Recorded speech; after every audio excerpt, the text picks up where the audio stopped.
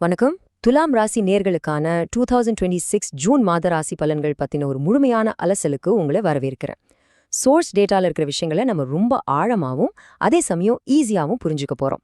இந்த மாசம் உங்களுக்கு என்னென்ன காத்திருக்குதுன்னு தெரிஞ்சுக்க ஆர்வமா இருக்கீங்களா? வாங்க நேரடியா விஷயத்துக்குள்ள போயிடலாம்.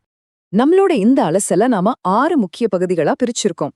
ஒரு பெரிய திருப்புமுனையில ஆரம்பிச்சு உங்களுடைய தொழில், நிதி நிலைமை, உறவுகள், உங்களுக்கான பிரத்யேக நட்சத்திர பலன்கள், அப்புறம் கடைசியா ரொம்ப முக்கியமான ஜோதிட பரிகாரங்கள் வரைக்கும் வரிசையா பார்க்க போறோம். சரி, முதல் பகுதிக்கு வருவோம். ஒரு மாபெரும் திருப்புமுனை.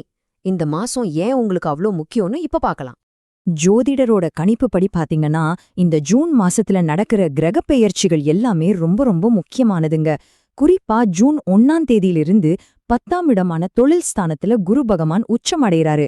இது சாதாரண விஷயம் இல்லைங்க. உங்க வாழ்க்கையில பெரிய மாற்றங்களை கொண்டு வர்றதுக்கும் உங்க எதிரிகளை முறியடிக்கிறதுக்குமான ஒரு ஸ்ட்ராங்கான பேஸ்மெண்ட்டை இது அமைத்து கொடுக்குது. இது ஒரு சூப்பரான ஆரம்பம் இல்லையா? அடுத்து 2வது பகுதி, தொழில் மற்றும் கல்வி. இங்கதான் வளர்ச்சியும் அதிருப்தியும் சந்திக்கிற ஒரு சுவாரஸ்யமான விஷயம் நடக்குது. அது என்னன்னு பாப்போம். முதல்ல ஒரு நல்ல செய்தியிலேருந்தே ஆரம்பிக்கலாமே. நீங்க ஃபைனான்ஸ், மருத்துவம், டீச்சிங், சட்டம், மார்க்கெட்டிங், விவசாயம், ஐடி, மீடியா அல்லது ஆன்மீகம் மாதிரியான துறைகள்ல இருக்கீங்களா? அப்போ உங்களுக்கு கண்டிப்பா ஒரு பெரிய பிரேக் கிடைக்கும்னு சொல்லப்பட்டிருக்கு. ரொம்ப நாளா இழுபறியா இருந்த ப்ரொமோஷன் கிடைக்கும். அதோட உங்க ஒர்க் பிளேஸ்ல இதுவரைக்கும் இருந்த அந்த அதிகப்படியான மன அழுத்தம் இப்போ கணிசமா குறைய ஆரம்பிக்கும். ஆனா இங்கேதான் ஒரு முக்கியமான கேள்வி வருது. இவ்ளோ சக்சஸ், கூடுதல் வருமானம் எல்லாம் கிடைச்சாலும் 10ஆம் இடத்துல இருக்கிற குரு பகவான் ஏதோ ஒரு நிரந்தரமற்ற தன்மையையும் ஒரு சின்ன அதிருப்தியையும் உங்க மனசுல ஏன் விதைக்கிறாரு? உங்களை ஏன் நீங்க கேட்டுக்க வேண்டிய கேள்வி இது. இதுக்கான பதில சோஸ் ரொம்ப தெளிவா சொல்லுது. என்னன்னா, இந்த கிரக நிலை உங்களை இன்னும் வளரணும், இன்னும் சாதிக்கணும்னு ஒரு பெரிய பசிய தூண்டி விட்டுக்கிட்டே இருக்கும். அது நல்ல விஷயம்தான். ஆனா அந்த லட்சிய வேகத்துல ஒரு தப்பு பண்ணிடக்கூடாது. அதாவது புது வேலை கையில உறுதி ஆகுறதுக்கு முன்னாடி எந்த காரணத்தை கொண்டும் அவசரப்பட்டு இப்ப பாக்குற வேலைய விட்டுடாதீங்க. இது ஒரு முக்கியமான வார்னிங்காவே எடுத்துக்கோங்க. இப்போ 3வது பகுதிக்கு போகலாம். நிதி, செல்வம் மற்றும் சொத்துக்கள். இங்க உங்க வருமானத்துக்கும் செலவுக்கும் நடுவுல ஒரு பெரிய கயிறலுக்கும் போட்டியே நடக்க போகுது. இத ரொம்ப சுவாரஸ்யமா சொல்லியிருக்காங்க. ஒரு பக்கம் பணம் நல்லா வரும். ரொம்ப நாளா வராம மாட்டிட்டு இருந்த பணம் கைக்கு வரும். விற்க முடியாத சொத்துக்கள் எல்லாம் வித்துடும். ஆனா இன்னொரு பக்கம் பாத்தீங்கன்னா, மாச தொடக்கத்துல 8ஆம் இடத்துல சூரியன் இருக்கிறதால வீடு மாத்துறது, வண்டி வாங்குறது, குழந்தைங்களோட ஸ்கூல் ஃபீஸ்னு செலவுகளும் எகிரும். அதனால புதுசா எந்த கடனும் வாங்காம இருக்கணும்னா ரொம்ப ரொம்ப ஸ்ட்ரிக்டான ஃபினான்ஷியல் பிளானிங் உங்களுக்கு கட்டாயம் தேவை. 4வது பகுதி, உறவுகள் மற்றும் ஆரோக்கியம்.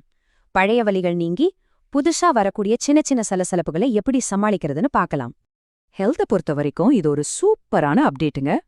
4ஆம் வீட்டின் மேல சுபகிரகங்களோட பார்வை விழறதால உங்களை ரொம்ப நாளா பாடாப்படுத்திக்கிட்டு இருந்த மூட்டு வலி, தோள்பட்ட வலி, நரம்பு பிரச்சனைக்கெல்லாம் ஒரு நல்ல தீர்வு கிடைக்க போகுது.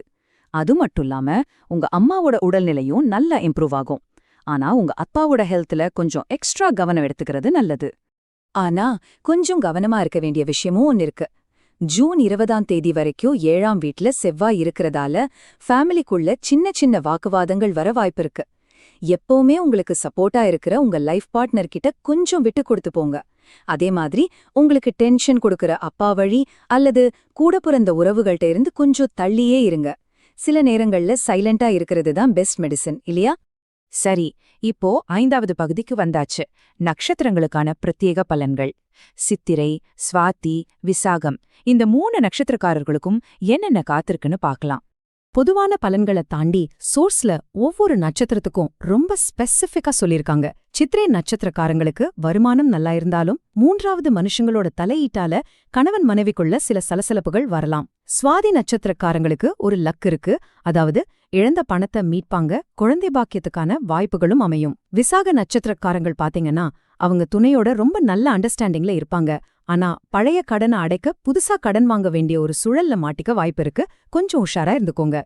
நம்ம அலசலோட கடைசி பகுதிக்கு வந்துட்டோம். பகுதி 6, ஜோதிட பரிகாரங்கள். நம்ம பாசிட்டிவ் எனர்ஜியை எப்படி அதிகப்படுத்துறதுன்னு பார்க்கலாம். நம்ம இதுவரைக்கும் பேசின இந்த சின்ன சின்ன சவால்களை எல்லாம் ஈஸியா ஹேண்டில் பண்ண மூல தரவுல சில பிரத்யேக பரிகாரங்களை சொல்லியிருக்காங்க. சிவன் கோவிலுக்கு போங்க. அங்க இருக்கிற ஸ்ரீ தட்சிணாமூர்த்திக்கு மஞ்சள் நிற ஆடை சாத்தி, கொண்டக்கடலை மாலை போட்டு, நெய் தீபம் ஏற்றி மனசார கும்பிடுங்க. இத தொடர்ந்து பண்ணிட்டு வந்தாலே போதும். தடைகள் எல்லாம் விலகி இந்த மாசம் முழுக்க உங்களுக்கு ஒரு நல்ல மன நிம்மதி கிடைக்கும்னு உறுதியா சொல்லப்பட்டிருக்கு. இந்த மொத்த அலசலையும் ஒரு ஆழமான கேள்வியோட நான் முடிக்க விரும்புறேன்.